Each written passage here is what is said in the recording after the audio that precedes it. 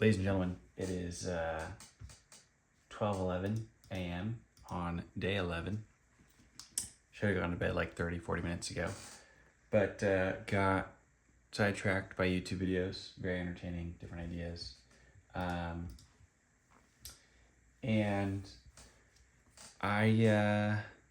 it's so weird. It's so easy to watch videos on YouTube and just be, one, get distracted by different ideas, two, get discouraged by other people's progress in a weird way, like seeing how far ahead someone is in, say, the same type of business that you want to do and being like, dang, like,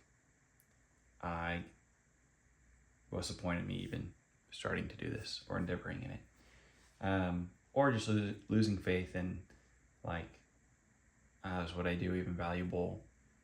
Am I going to, be able to make this work? Especially, entrepreneurship. I'm like 2.5 years of working for myself. And even still, I have times where I'm like, dude, is what I even do worth anything?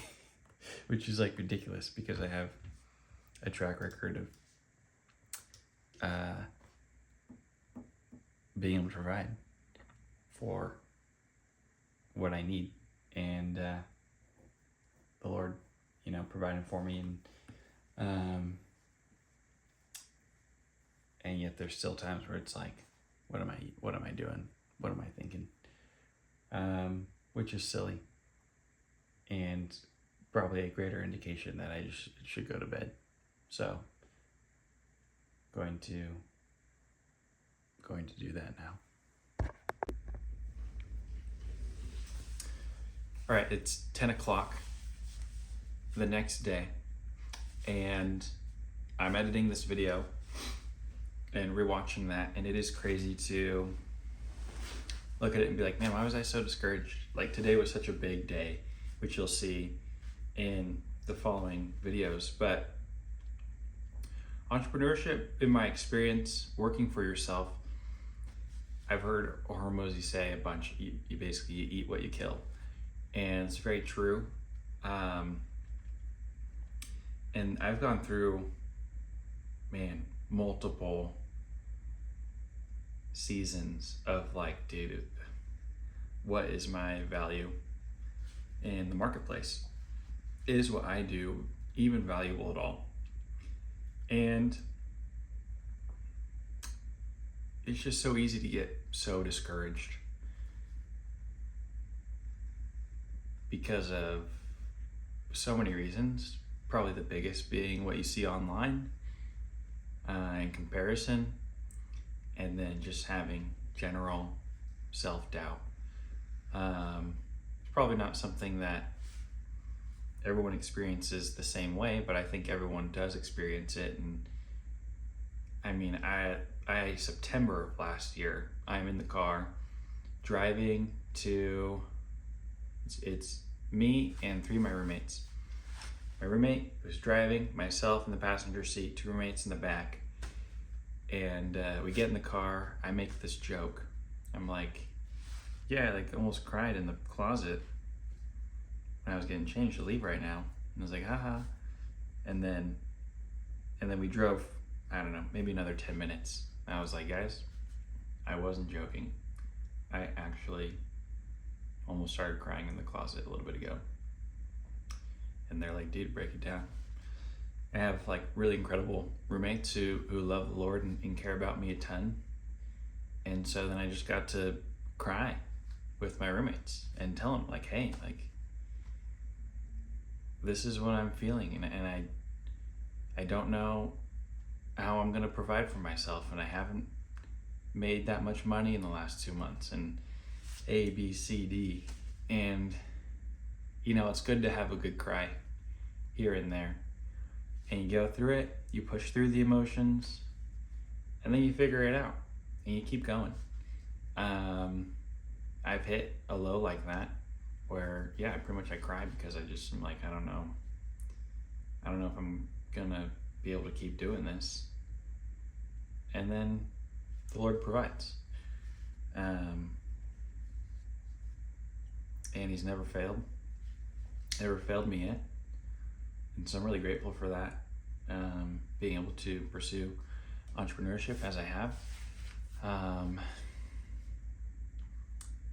And so, yeah, hopefully that's encouraging for you guys, that even in the midst of great uncertainty and doubt, there is always a light at the end of the tunnel, and the emotional weight that you feel beating down on yourself is not something that's going to last.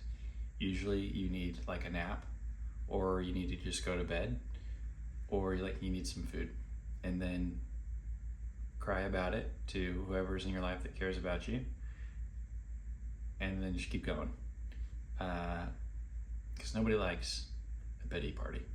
Okay, get back up, dust yourself off, keep going. So anyways, that's my motivational speech for today, from me to you, but really for myself. Last night, ironically, I went to bed, I felt better the next morning. I pretty much even forgot that I was feeling this way until I was watching this back. So it's crazy how quickly things change. But yeah, anyways, keep at it, guys. Ladies and gentlemen, today's day 12 of following Alex Hormozi's advice until I make 10K MRR. We're at $0 still. If you don't count my freelance business, because this whole sort of video series is just me document basically a pivot from being a software developer to starting something new. And so while I have made some money from my software services, it's not where we're at with the other stuff. Now, I don't really have much of a plan today so far. I had one call with a great friend of mine I met on LinkedIn earlier today. That was really encouraging. Always talk about faith in business and life. He comes with the most fire questions. Today, one of the fire questions that he asked was, what is your next step of obedience? As a believer, someone who believes in Jesus, it's a great question to ask. Okay, what is the Lord calling me to right now? And kind of comes from Isaiah 1:19. So that was a cool question that I passed off to you guys. My answer to that was needing to just spend some quiet time with the Lord, as I just go all the time, and need to spend some time, some silence and solitude with the Lord. So that's my next step for obedience. Now, what else am I doing today? I have a call. I've had a couple times. I'm seeing the StoryBrand framework come up a lot. I've been familiar with it for a long time, and often use it in my prompts to ChatGPT. Not ChatGPT, just Claude, whatever. When it comes to some marketing stuff. And so I just wanted to dabble in that world a little bit, just a little bit of continuing education. So I filled out one of their forms online about becoming a certified StoryBrand coach. And so I have a call with one of their people at 12:30, which is in about 25 minutes. At the moment, I'm just interested to learn, what is the coaching program? What do they do? What do they talk about? More so as something that I'm just curious in. I'm not super serious about diving into it yet, but I know a good amount of, I have one guy in particular who goes to my church, who is very successful and has done quite well, and has built a lot of what he's done off of things that he learned from StoryBrand. It was mentioned in a call with someone I might be working with as well. They're like, are you familiar with the StoryBrand framework? If I can be like, yeah, I'm a StoryBrand coach, changes a lot of marketing conversations for sure. Also, really want to learn more about Endless Customers, which is another book and marketing framework that was brought up again in two conversations recently. So yeah, always looking to sharpen the sword from the standpoint of like my own personal taste and ability to think through marketing, positioning, and storytelling are very important skills, especially in the age of AI. Storytelling is all the more important, and stories can only really be told with greatest impact when there's a real human behind it, at least from a business perspective. Fictional stories, incredible, but not ideal to sell a fictional story of a client you helped, because that would be lying. So anyways, just dabbling in those things, and then I don't really have much planned outside of that. I do have one more call for a software build, and I am going to be working, I don't know if I'll be working on it after that, depends on what the call consists of, what that looks like. So TBD for now on what the rest of today entails. Need to follow up with some people, so it's kind of all for now. I want to add this note related to the StoryBrand stuff. I've never been afraid of spending money to learn and improve my skills. The very first thing I did when I quit my job is I spent $3,000 on this like course / community for doing like marketing your website services and stuff. And paying money to learn is has always treated me well. And so being certified as like a StoryBrand coach is like, I don't know, it's like $10,000 and then $5,000 a year after that. And it's like, okay, well, is this worth it to me right now based off of like my current needs, based off of the clients I'm providing, et cetera, et cetera, et cetera. For me right now, no. I would be better served to just read the book and start to apply the concepts. And if I'm like, man, there's some higher leverage opportunities for me here that I could get to if I dove into this coaching program, then cool. But yeah, just wanted to put that tidbit in there. Don't be afraid to invest into yourself.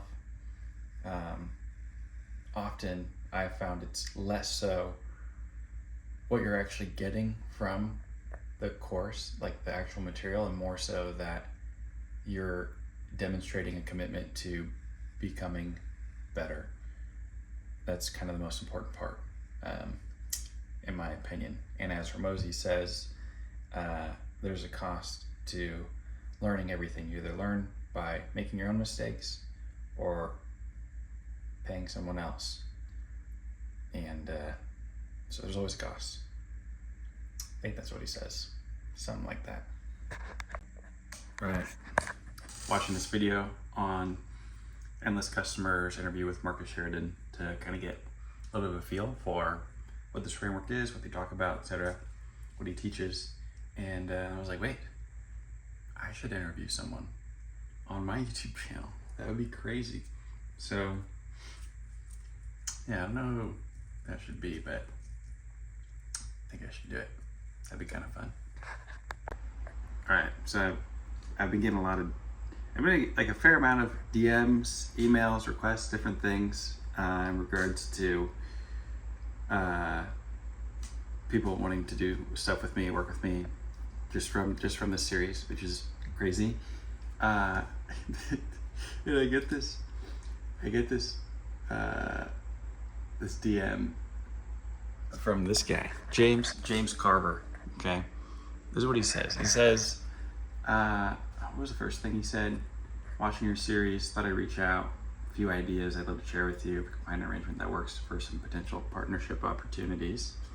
I have nothing to sell you, not a cold call / message. Feel free to reach out. And I was like, hey man, what's up, James? What are some of your ideas? Because I have no idea what he's talking about. Hey Christian, thanks for getting back to me.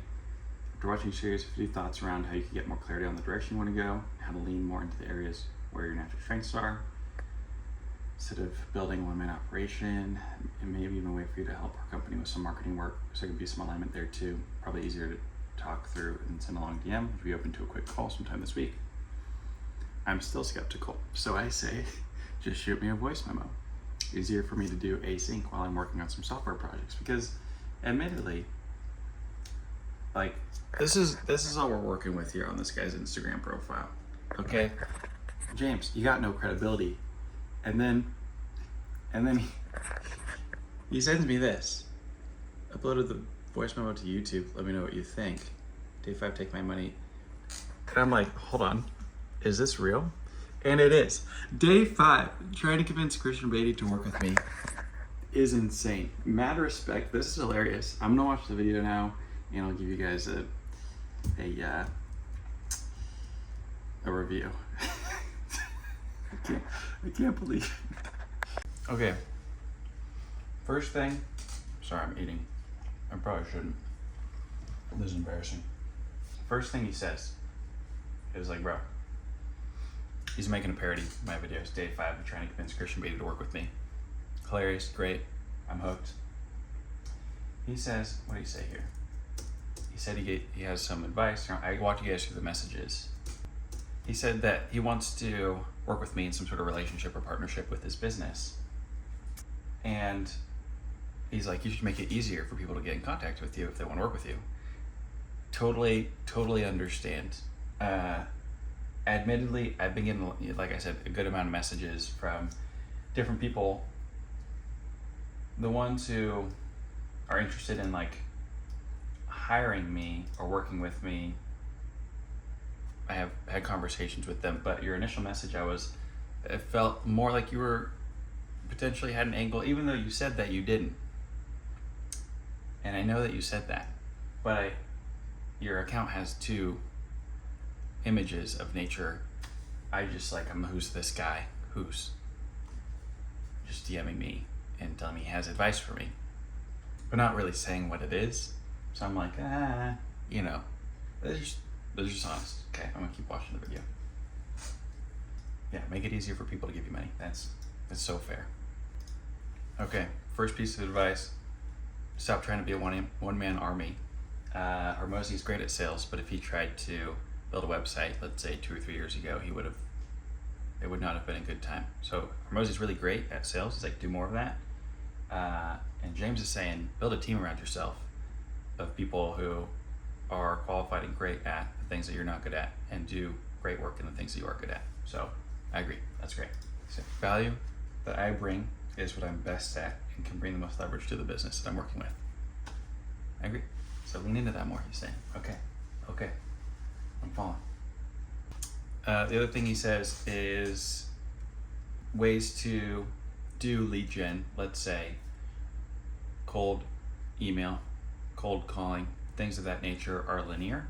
And so even if I tweak, let's say, my cold calling script to increase the conversions by a couple percentage, I do SMS first and then I call people, or do Loom videos or whatever it is.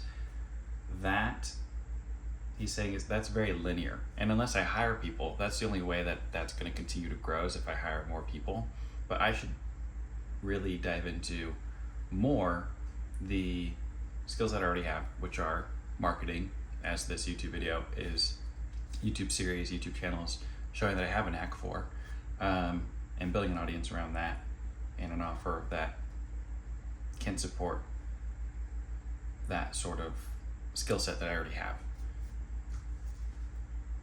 and using that as my outreach method or lead generation method, not cold calling. So he's telling me to continue to build the audience, continue to lean into this platform, because I have a knack for building trust people, because they see my values, my morals, my faith, and they align with those things. And so there's a trust that I've built with you guys, my audience, which is crazy.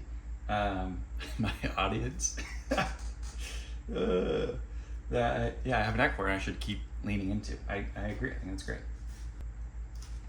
Yeah, having an audience, especially if I keep growing with this channel, then I will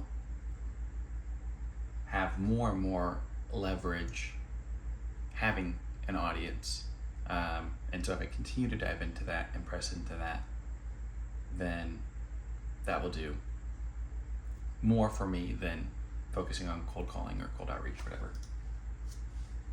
Yeah, he's saying that doing YouTube, doing Instagram, which are like the two main channels that I'm most comfortable with.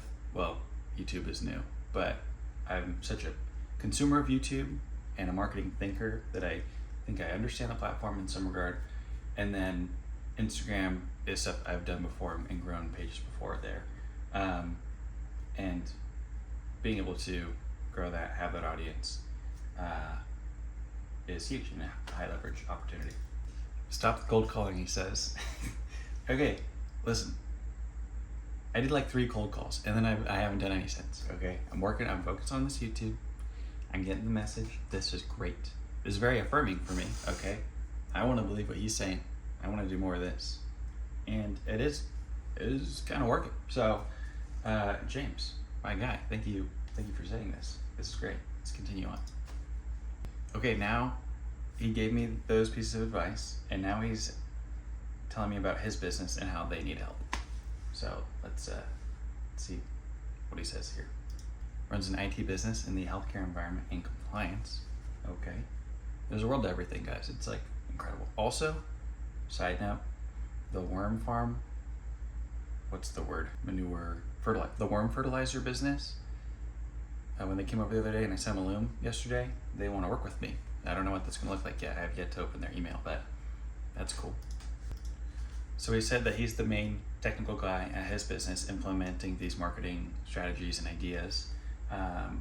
Like he mentioned how I've done website reviews in my videos, how I've mentioned I'm setting up OpenAI ads for my dad's carpet cleaning business. He's like, I'm doing these things. I had little issues with them here and there, and I don't really need the technical implementation, but I need something else. So I'm curious what he's about to say, kind of on a cliffhanger. So he's saying that my emphasis should be around marketing strategy, and like he mentioned the worm farm business. It's like, no, I'm not running that business, but I can help provide them with a strategy to connect with the right people and build the right audience in a way that's helpful for them. He said he wants to hand over the marketing side of their business to me.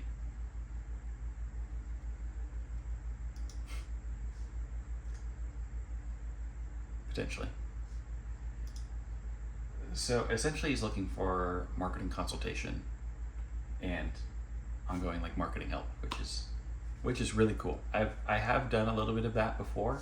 My old employer, Genesis Power Solutions, no longer in business by the way, but the 2 guys who run it started a new company, and they reached out to me and hired me to do some consulting on their marketing efforts now, which is a really cool full circle moment that the company I did marketing for, when they started a new business, they're like, Christian did really great work. We want to reach out to him to consult with us. It's a side tangent, but asked me to be the strategic advisor in their marketing efforts.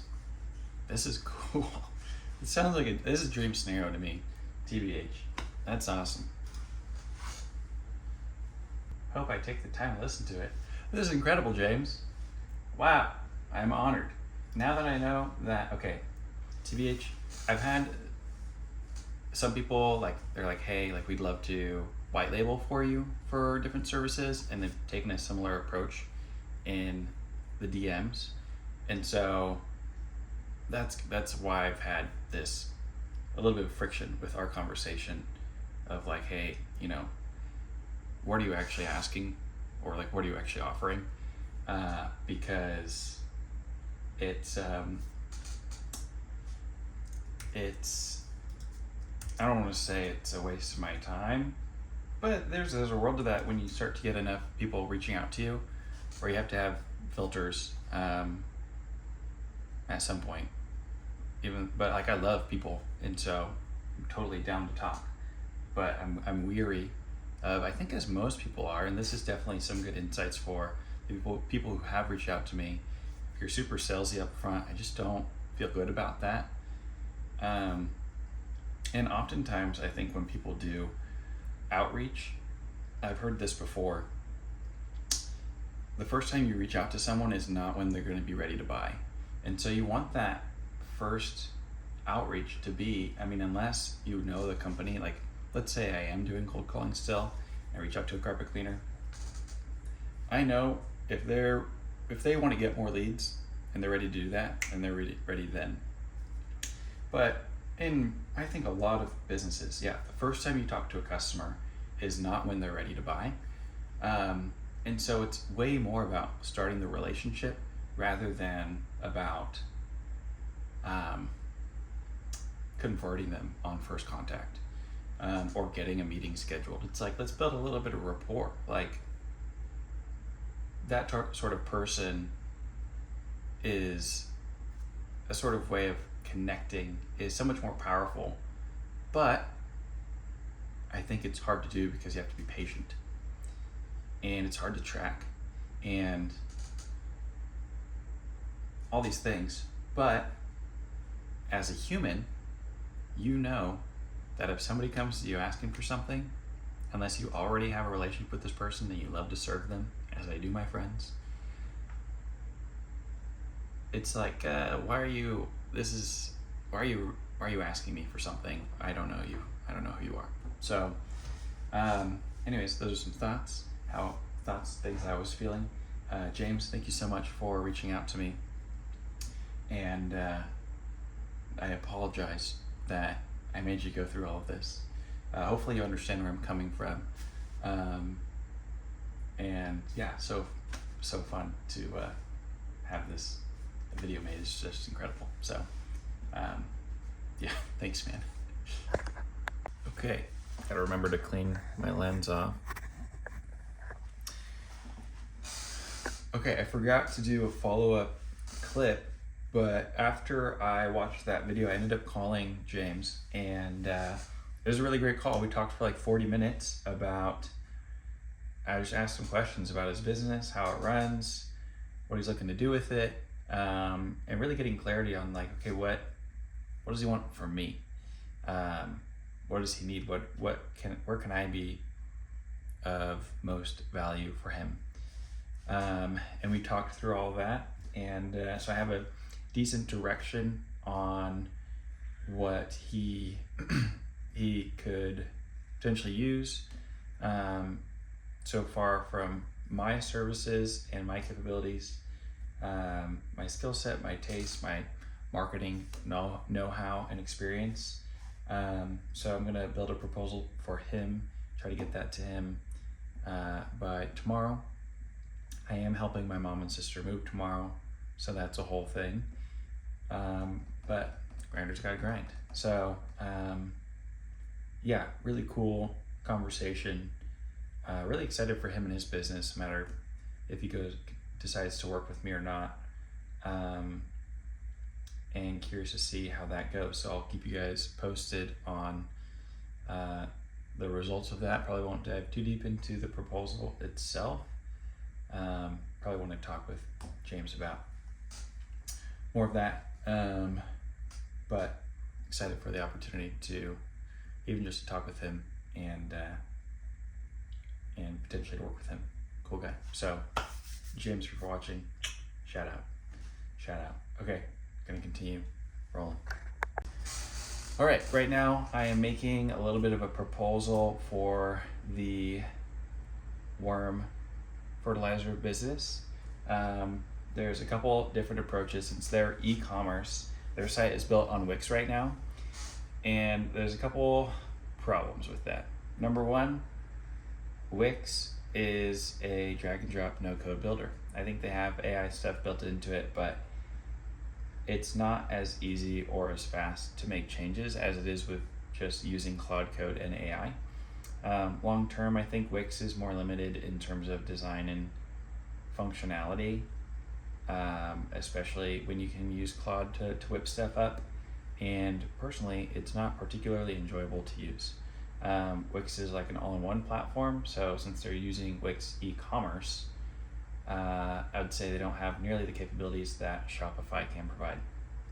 Now, I have a couple proposals for them. One is to go with Wix, and I'll make changes to the Wix website, but noting that limited in design and functionality, and longer for me to take changes. However, they'll be able to make changes to it long term after I finish. Like if I just do a run through, make the changes, and they're able to keep working on it, great.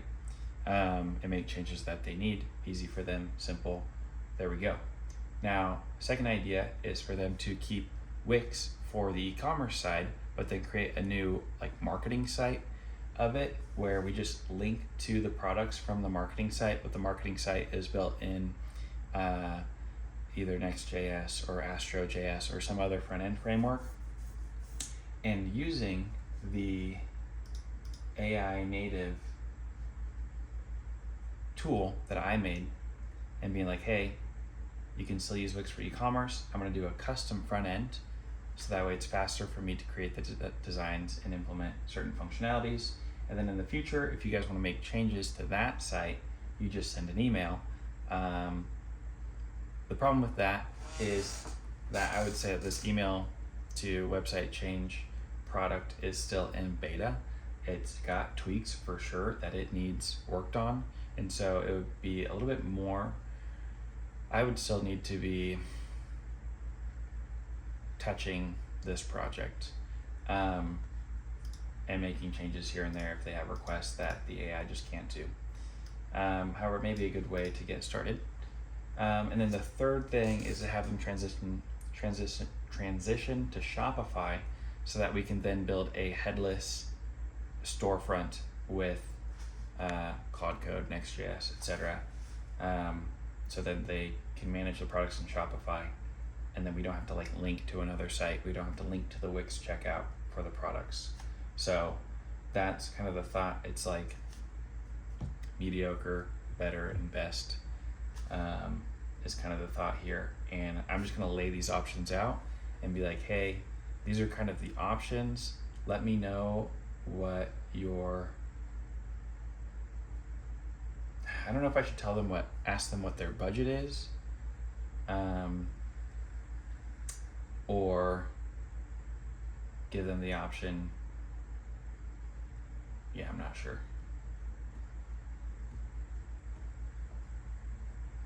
I'm not sure. Here's the thing, I don't want to work on the Wix website, but I also don't want to like make all these manual changes to their site. Not manual, but having to make changes myself. And I'm 80% confident about the AI native email to update stuff, but I need to charge them monthly for that. And if it's in Wix, then I could just make the changes one time and then I don't have to charge them monthly. But I would probably charge more of a premium for the Wix changes because I don't want to do it. That is the problem. And I need to determine my pricing, because if I'm gonna redo or like redesign their stuff, it's hard to think through this stuff, especially when you don't have a baseline. However, I do have at least a baseline of, I know that generally speaking, for my software development, I want to make $150 an hour. So that's usually how I've scoped out projects. So like, I think it takes this long, multiply that by 150 and usually add like 30% for margin on, to give myself more time to work on it if I need. Aim for profit, running a business. So, yeah, I don't know, we'll see. Okay, I'm thinking through it a little bit more. I think I like the idea to build it for them, maybe charge like a monthly fee of some sorts, and then yeah, AI just introduced me to the term dog fooding. So using my own product as a real customer in the real world, which is a great idea, super valid. I didn't know that that's what that term meant. I hadn't heard it before, but it's exactly what I was thinking. So dog fooding, basically I use the product that I've already built for my own client on behalf of them. So perfect, I'll be able to work through different things. And yeah, I don't know, they're really sweet people, and want to do them a solid. So I want to do a good job here and do what is best for them. So I think I'm going to suggest this option. I'm curious though, like what the pricing should be monthly for it, because I don't want to overcharge them. I'm not trying to like squeeze as much juice as I can out of them, so far as like from a finances perspective, but I still want it to be, I want it to be worth it for both of us. Something that I learned a while ago, one of my buddies, my buddy Ethan, I forget, I think he learned it from someone, and he ended up telling me, is either you work for free or you work for full price, but you don't work in between. So you never discount something, because if you work for free, then they're like indebted to you and the work that you're doing, and they're not going to complain about the work that you do. And you've already decided you're doing it for free, so it's a favor. If you do it for full price, then you feel happy about doing the work because you know that you're getting compensated for the work that you're doing at a fair amount. And if you work at a discount, they feel entitled to the same type of ownership as if they were paying full price, because they're paying nonetheless, and you feel a bit of resentment because you're working at a discounted rate and yet they're still making requests or changes or whatever. And if you do work for someone at a discount, usually they're not as enjoyable of a client. So anyways, all that to say, you're either really expensive or you're free. Don't go in between. That is my general ethos around charging, pricing at the moment. So take that as you will.